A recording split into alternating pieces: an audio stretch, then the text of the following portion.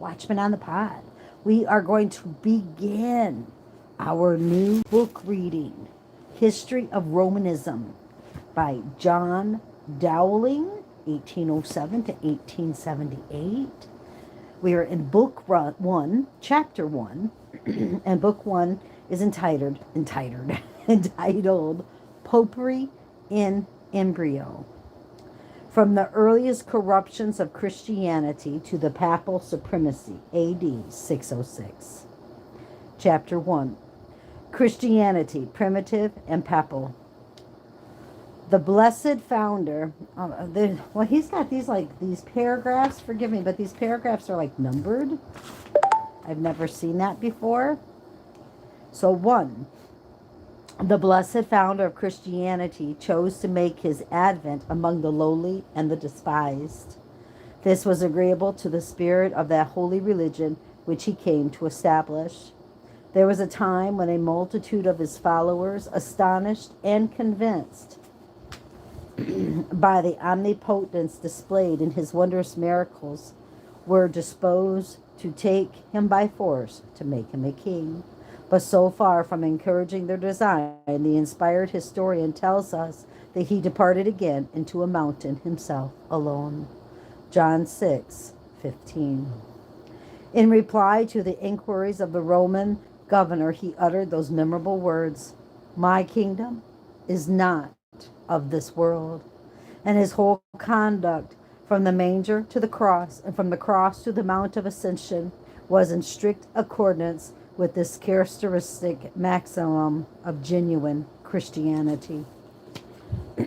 Number 2, in selecting those whom he would send forth as the apostles of his faith, he went not to the mansions of the great or to the palaces of kings, but to the humble walks of life, and chose from the poor of this world those who, in prosecuting their mission, were destined, like their divine master, to be despised and rejected of men. In performing the work which their Lord had given them, I know I keep moving this phone because if I don't watch it, sometimes it quits recording, so I'm sorry. Number 2, in selecting those whom he would send forth as the apostles of his faith, he went not to the mansions of the great or to the palaces of kings, but to the humble walks of life, and chose from the poor of this world those who, in prosecuting their mission, were destined, like their divine master, to be despised and rejected of men. In performing the work which their Lord had given them to do, the lowly but zealous fishermen of Galilee and the courageous tent maker of Tarsus, with their faithful fellow laborers, despising all earthly honors and worldly aggrandizement, were content to lay every laurel at the foot of the cross, of Christ's cross, and to count all things but loss for the excellency of the knowledge of Christ Jesus their Lord, for whom they had suffered the loss of all things. Philippians chapter 3, verse 8. Number 3. A few centuries afterward, we find the professed successor of Peter the fisherman, dwelling in a magnificent palace, attended by troops of soldiers ready to avenge the slightest insult offered to his dignity, surrounded by the ensigns of worldly greatness, with more than regal splendor, proudly claiming to be the sovereign ruler of the universal church, the vice-regent of God upon earth, whose decision is infallible and whose will is law. The contrast between these two pictures of primitive Christianity in the first century and papal Christianity in the 7th or 8th is so amazing that we are irresistibly led to the inquiry, can they be the same? If one is a faithful picture of Christianity, can it be possible that the other is worthy of the name? Leaving the reader to answer this question for himself, after accompanying us in the present history, we proceed to remark that this transformation cannot be supposed to have taken place all at once. The change from the lowliness of the one to the lordliness of the other required ages to complete, And it was not till the lapse of more than 5 centuries from the death of the last of the apostles that the transformation was entire. Number 4, the Apostle Paul tells us that even in his day, the mystery of iniquity had begun to work, and had it not been for the purifying influence of the fires of persecution kindled by the emperors of pagan Rome, the advance of ecclesiastical corruption and spiritual despotism would probably have been far more rapid than it was, and at an earlier period. The man of sin had been revealed, even that son of perdition, who opposeth and exalteth himself above all that is called God, or that is worshipped, so that he, as God, sitteth in the temple of God, showing himself that he is God. For 3 centuries after the ascension of Christ, his disciples were exposed with but few and brief intermissions to a succession of cruel and bitter persecutions and sufferings. The pampered wild beast, kept for the amusement of the Roman populace, fattened upon the bodies of the martyrs of Jesus in the amphitheaters of Rome or of other cities of the empire, and hundreds of fires were fed by the living frames of those who loved not their lives unto death. They were stoned, they were sawn asunder, were tempted, were slain with the sword. They wandered about in sheepskins and goatskins, being destitute, afflicted, tormented, of whom the world was not worthy. They wandered in deserts and in mountains and in dens and caves of the earth. Under such a state of things, there was, of course, but little inducement to the worldly minded and ambitious to seek admission to the church. And if during a season of relaxation some might creep within its pale, it required only the mandate of another emperor to kindle anew the fires of persecution in order to separate the dross from the gold. And down here it has in a footnote, St. John is supposed to have died about AD 100. He lived, says Dr. K, till the time of the Emperor Trajan, about the beginning of whose reign he departed this life, very aged, about the 98th or 99th year of his age, as is generally thought. And there's a C. Cave's Lives of the Apostles, page 104. This opposition of the powers and potentates of the earth constituted the most effectual barrier against the speedier progress of corruption in the church, and according to the prediction of St. Paul, before the man of sin could be revealed, it was necessary that this let or hindrance should be removed.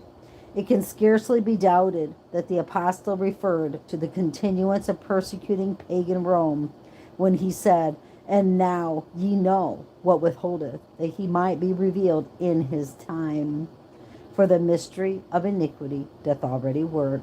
Only he who now letteth will let, until he be taken out of the way, and then shall that wicked be revealed." Number 5. It is an important fact that popery is plainly a subject of prophetic prediction in the sacred scriptures, and though the almost entire subversion of true Christianity, which occurred in the course of only a few centuries, might otherwise have a tendency to stagger our faith in its divine origin, yet when it is remembered that this great anti-Christian apostasy or falling away happened in exact accordance with the scriptures of truth, the fact serves to strengthen rather than to shake our faith in the divinity of our holy religion. Not long ago, the remark was made by a Roman Catholic, "The Bible cannot be true without Holy Mother of Rome." He meant to say that the Pope gives it all its evidence and authority. Very true, said a Protestant. For as the Holy Bible has predicted the rise, power, and calamities of popery, if these predictions had not been fully manifested in the actual existence and tremendous evils of popery, the Bible would have wanted the fulfillment of its prophecies, and therefore would not have been true. The same thought was recently suggested in an eloquent discourse by Professor Gosson of Geneva before his theological class. In pointing to the Pope, said he, we point to a miracle which calls upon us to believe the Bible. Considered in this view, the obduracy of the Romanists, like the obduracy of the Jews, wonderfully instructs the church because it has been foretold, and thus it is that the scandals of Rome are transformed into an eloquent argument. The sovereign pontiff and the Romanish hierarchy become, in this way, admirable supports of the truth. To prove that popery is the subject of prophetic prediction, it would be easy to produce a multitude of passages, but we shall content ourselves for the present with citing entire the full-length portrait of the Romish apostasy in the second epistle to the Thessalonians, chapter 2, verse 1, and in 1 Timothy, chapter 4, verse 1. Now we beseech you, brethren, by the coming of our Lord Jesus Christ, and by our gathering together unto him, that ye be not soon shaken in mind, or be troubled, neither by spirit, nor by word, nor by letter, as from us, at the day the day of Christ is at hand. Let no man deceive you by any means, for that day shall not come, except there come a falling away first, and that man of sin be revealed, the son of perdition,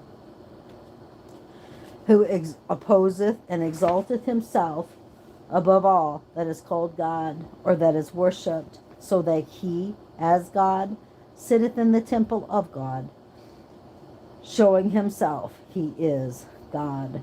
Remember ye not that when I was yet with you, I told you these things?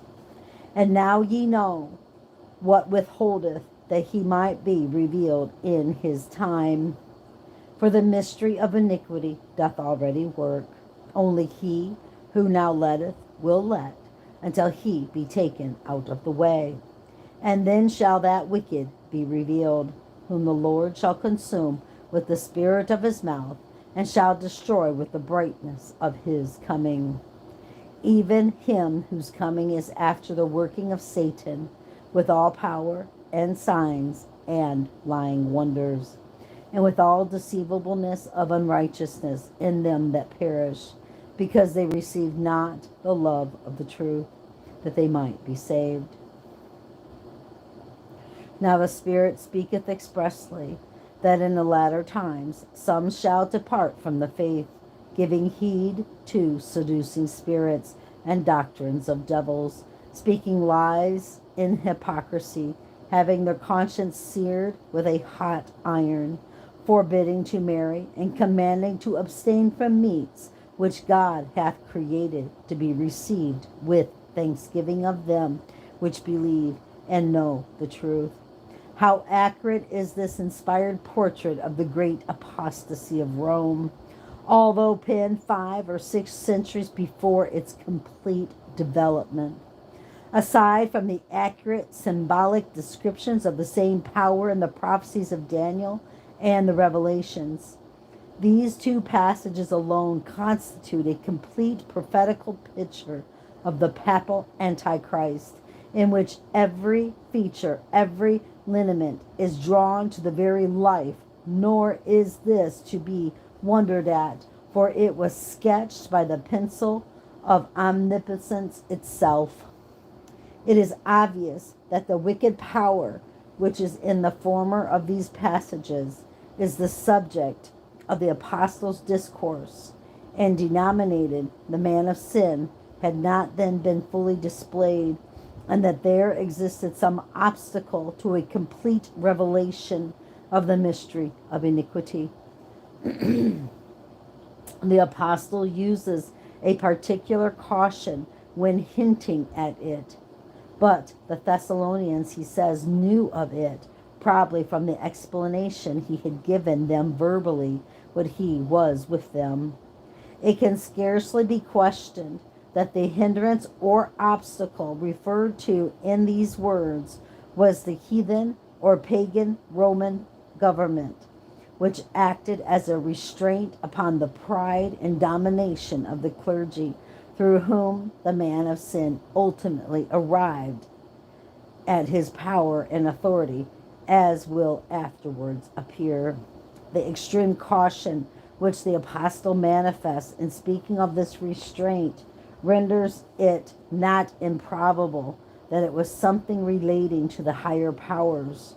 For we can easily conceive how improper it would have been to declare in plain terms that the existing government of Rome should come to an end.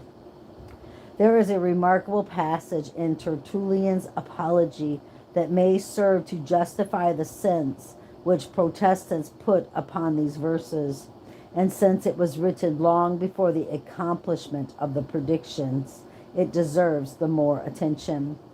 Christians, said he, are under a peculiar necessity of praying for the emperors and for the continued state of the empire, because we know that dreadful power which hangs over the world and the conclusion of the age, which threatens the most horrible evils, is restrained by the continuance of the time appointed for the Roman Empire. This is what we would not experience. This is what we would not experience. And while we pray that it may be deferred, we hereby show our goodwill to the perpetuity of the Roman state. Wow. They knew. He knew. From this extract, it is very manifest that the Christians, even in Tertullian's time, 120 years before the pagan government of Rome came to its end, looked forward to that period as pregnant with calamity to the cause of Christ, though it is probable they did not accurately understand the manner in which the evils should be brought on the church. And this, indeed, the event proved to be the case. For while the long and harassing persecutions which were carried on by the pagan Roman emperors continued, and all secular advantages were on the side of paganism, there was little encouragement for anyone to embrace Christianity who did not discern somewhat of its truth and excellence. Many of the errors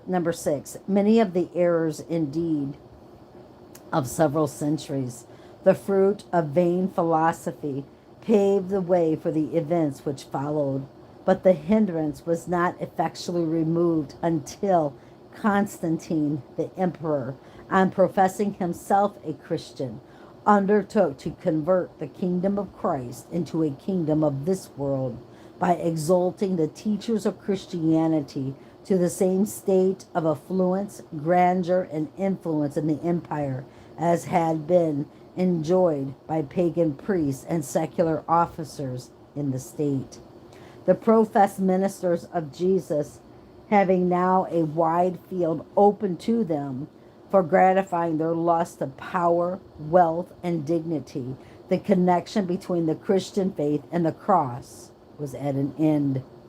What followed was the kingdom of the clergy supplanting the kingdom of Jesus Christ. Every feature in the inspired description corresponds to that of a religious power, in the assumption of divine authority, divine honors, and divine worship, a power which should arrogate the prerogatives of the Most High, having its seat in the temple or house of God, and which should be carried on by Satan's influence, with all deceit, hypocrisy, and tyranny. And with this corresponds the figurative representation given of the same power in the 13th chapter of Revelation. As many things in the Christian profession before the reign of Constantine made way for the kingdom of the clergy, so after they were raised to stations of temporal dignity and power, was not wholly at one stride that they arrived at the climax here depicted by the inspired apostle. Neither the corruption of Christianity nor the reformation of its abuses was effected in a day. Evil men and seducers waxed worse and worse. In the sequel, it will appear that when the bishops were once exalted to wealth, power, and authority, this exaltation was of itself the prolific source of every corrupt fruit. Learning, eloquence, and influence were chiefly exerted to maintain their own personal dominion and popularity. Contests for preeminence over each other became the succedaneum of the ancient contention for the faith and its influence over the world. All the violent contentions, the assembling of councils, the persecutions alternately carried on by the different parties were so many means of preparing the way for the assumption of spiritual tyranny and the idolatry and superstition of the Roman hierarchy. In all these transactions, the substitution of human for divine authority, contentious about words instead of the faith once delivered to the saints, pomp and splendor of worship for the primitive simplicity, and worldly power and dignity instead of the self-denied labors of love and bearing the cross. This baneful change operated in darkening the human mind as to the real nature of true Christianity until in process of time it was lost sight of. When Jesus Christ was interrogated by the Roman governor concerning his kingdom, he replied, "My kingdom is not of this world." This is a maxim of unspeakable importance in his religion, and almost every corruption that has arisen and by which this heavenly institution has been debased from time to time may be traced in one way or other to a departure from that great and fundamental principle of the Christian kingdom. Chapter 2, Religion in Alliance with the State. Number 7. And these are paragraphs. I don't know why they're numbered. Maybe that was a thing back then. But number 7.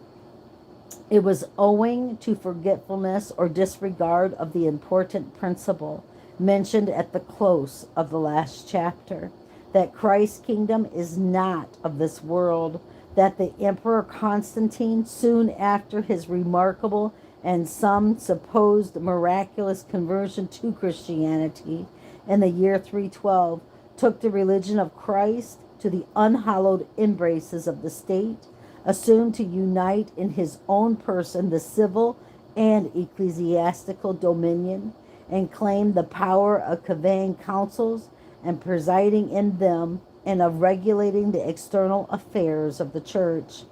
The account of Constantine's conversion, which is related by Eusebius in his life of the emperor, by whom the particulars were communicated to the historian, is as follows.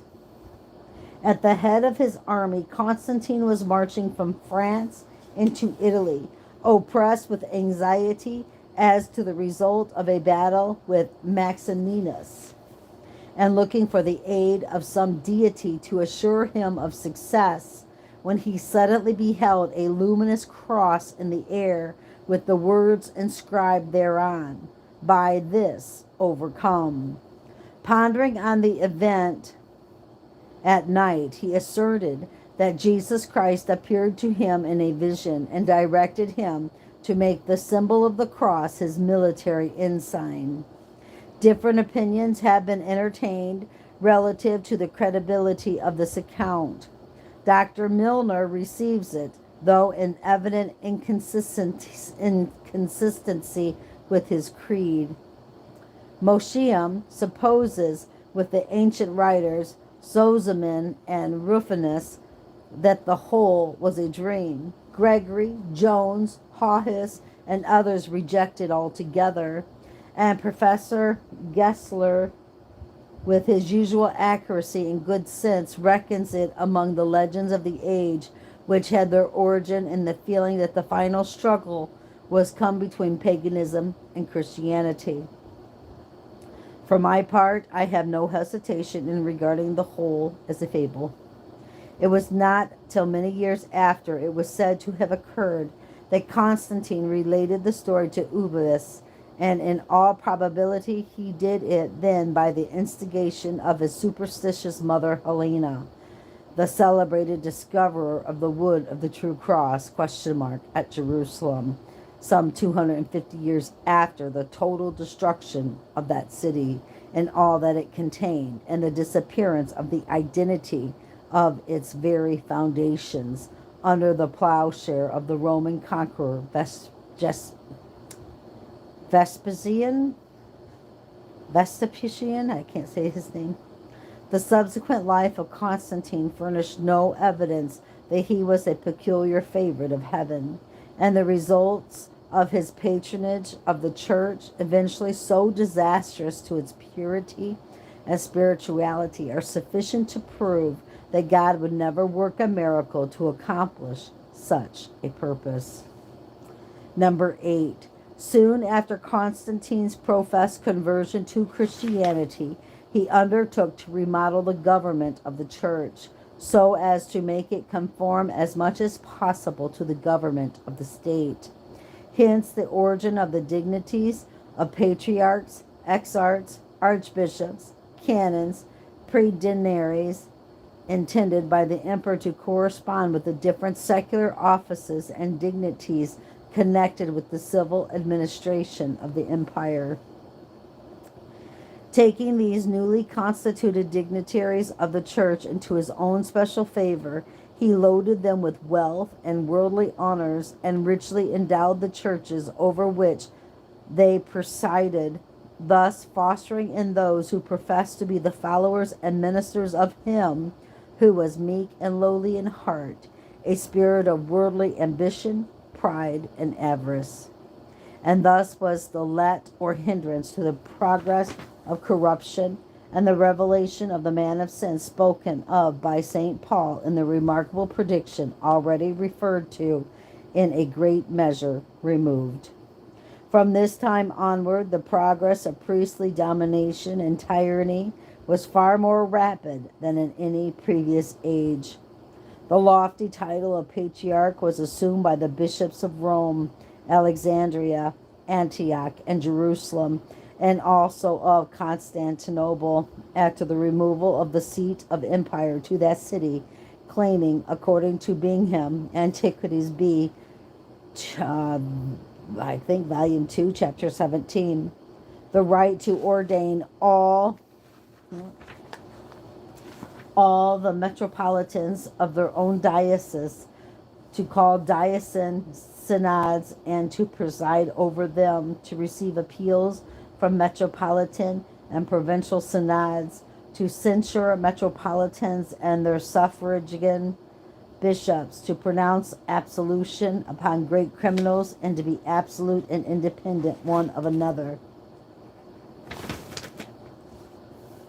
In relation to these 5 patriarchates, the Romanists, as Coleman says, Christian Antiquities, chapter 3, sect 5, are careful to say that there were at first 5 patriarchs in the church, that those of Rome, Alexandria, and Antioch were deservedly so called per se et ex natura, but that those of Constantinople and Jerusalem were by mere accident, per accident, graced with this title. The fact that these patriarchs were absolute and independent of each other shows that up to this time, notwithstanding the proud pretensions of the bishop or patriarch of Rome, he has not yet acknowledged as head of the universal church. Number 9. The bishops of the 3 great cities of the Roman Empire, Rome, Alexandria, and Antioch, according to the learned and accurate Geisler, had the largest diocese. Hence, they were considered as the heads of the church, and in all general affairs, particular deference was paid to their opinion. Still, however, great stress was laid on the perfect equality of all bishops, and each in his own diocese was answerable only to God and his conscience. nor were they likely to allow any peculiar authority to the supposed successor of Peter, inasmuch as they attributed to Peter no superiority over the other apostles. In the West, indeed, a certain regard was paid to the Church of Rome as the largest, but by no means were any peculiar rights conceded to it over other churches. Of course, this would be still less the case in the East. It is true that so early as before the conclusion of the 2nd century, Victor, Bishop of Rome, had attempted to lord it over his brethren of the East by forcing them, by his pretended laws and decrees, to follow the rule which was observed by the Western churches in relation to the time of keeping the Paschal feast, to which in later times the name Easter was applied. What does that mean? By forcing his pretended laws and decrees to follow the rule which was observed by the Western churches in relation to the time of keeping the Paschal feast, to which in later times the name of Easter was applied. The Aztecs did not observe this festival on the same day as the Western churches, and in order to make them conform to his wishes, Victor wrote an imperious letter to the churches in Asia, commanding them to observe it on the same day as he did. The Aztecs answered this lordly summons by the pen of Polycrates, Bishop of Ephesus, who declared in their name, and that with great spirit and resolution, that they would by no means depart in this matter from the custom handed down to them by their ancestors. Upon this, the thunder of excommunication began to roar. Victor, exasperated by this resolute answer of the Aztec bishops, broke communion with them, pronounced them unworthy of the name of his brethren, and excluded them from all fellowship with the Church of Rome. This excommunication indeed extended no further, nor could it cut off the Aztec bishops from communion with the other churches, whose bishops were far from approving the conduct of Victor. The progress of this violent dissension was stopped by the wise and moderate remonstrances which Irenaeus, Bishop of Lyons, addressed to the Roman prelate upon this occasion, in which he showed him the imprudence and injustice of the step he had taken, and also by the long letter which the ascetic Christians wrote in their own justification. In consequence, therefore, of this cessation of arms, the combatants retained each their own custom until the 4th century, when the Council of Nice abolished that of the ascetics and rendered the time of the celebration of Easter the same through all the Christian churches. This whole affair, remarks the learned Mosheim, furnishes a striking argument among the multitude that may be drawn by the ecclesiastical history against the supremacy and universal authority of the Bishop of Rome. 10. Another proof equally conclusive that the Bishop of Rome was not acknowledged as supreme head of the church may be drawn from the dispute that arose between the imperious Stephen of Rome and Cyprian, Bishop of Carthage in Africa, about the middle of the 3rd century, relative to the validity of baptism administered by the heretics. As there was no express law which determined the manner and form according to which those who abandoned their heretical sects were to be received in the communion of the church, the rules practiced in this matter were not the same in all Christian churches.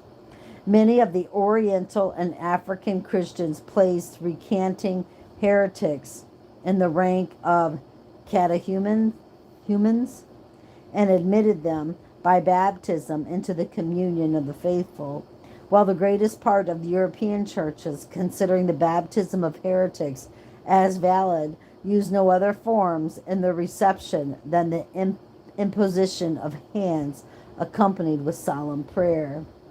This diversity prevailed for a long time without kindling contentions or animosities, but at length charity waxed cold, and the fire of ecclesiastical discord broke out.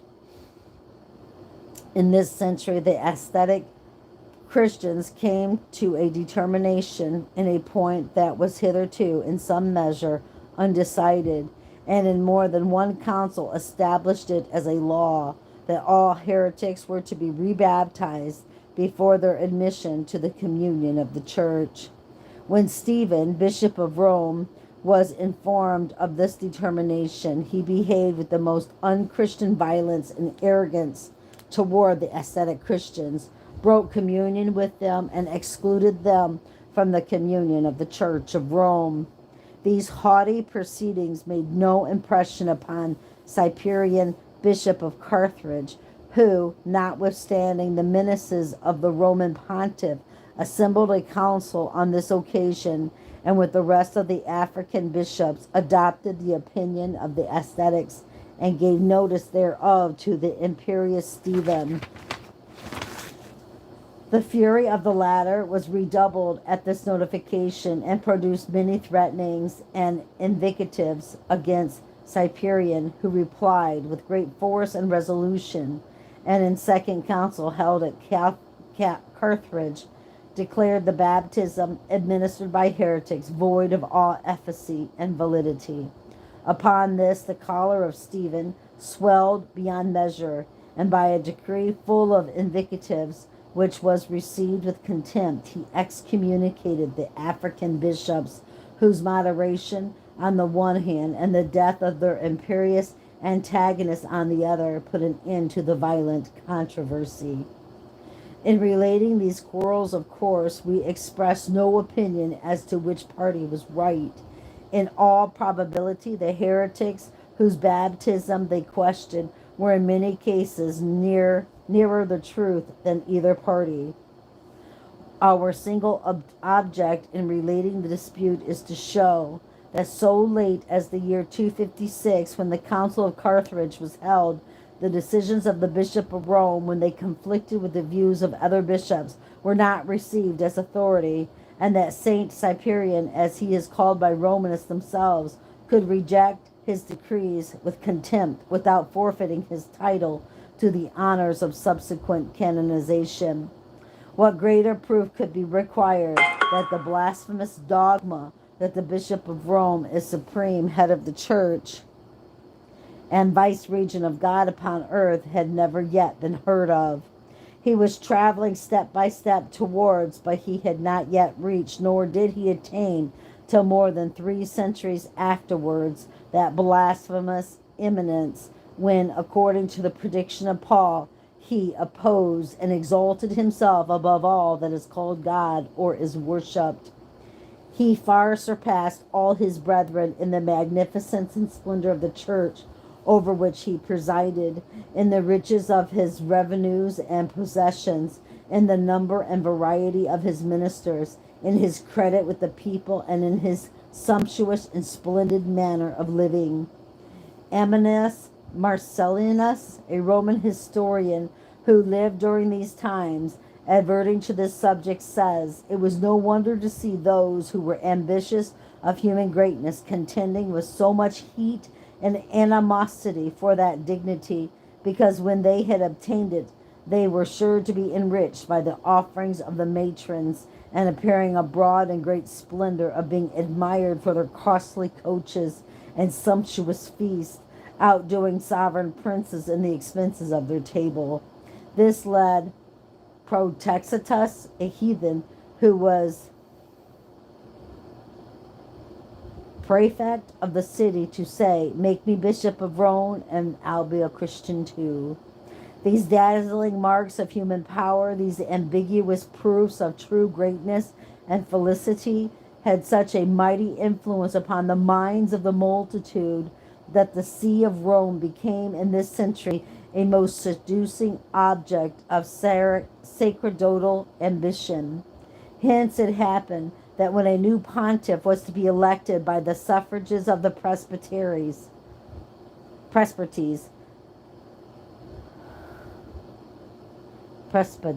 can't say that word, and the people, the city of Rome was generally agitated with dissensions, tumults, and cabals, whose consequences were often deplorable and fatal. The intrigues and disturbances that prevailed in that city in the year 366, when, upon the death of Liberius, another pontiff was to be chosen in his place, are a sufficient proof of what we have now advanced. Upon this occasion, one faction elected Damasus to that high dignity, while the opposite party chose Ursinus, a deacon of the vacant church, to succeed Liberius. This double election gave rise to a dangerous schism and to a sort of civil war within the city of Rome, which was carried on with the utmost barbarity and fury, and produced the most cruel massacres and desolations. In this disgraceful contest, which ended in the victory of Damasius, according to the historian Socrates, great numbers were murdered on either side, no less than 137 persons being destroyed in the very church itself.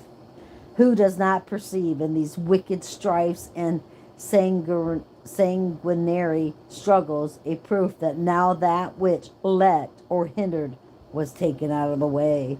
The full revelation of the predicted man of sin was rapidly hastening onward.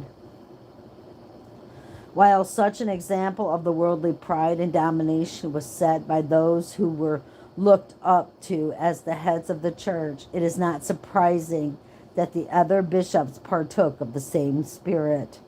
As an instance of their haughty bearing towards earthly kings and rulers, it is related of Martin, Bishop of Tours in France, that in the year 455 he was invited to dine with the Emperor Maximus.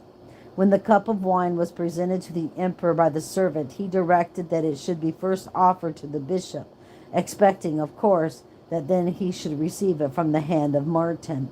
Instead of this, however, Martin handed the cup to a priest of inferior rank who sat near him, thus by his rudeness imitating that he regarded him as of higher dignity than the emperor. Some time after this, the queen asked her husband's consent that she be allowed in the character of a servant to wait on the bishop at supper, and strange to say, her request was granted. For this conduct, according to the superstitious notion of the times, Sulpicius, the biographer of Martin, compares her to the Queen of Sheba. A Roman Catholic historian referring to this bishop uses the following language: the great Saint Martin, the glory and light of Gaul, was a disciple of Saint Hilary. The utter extirpation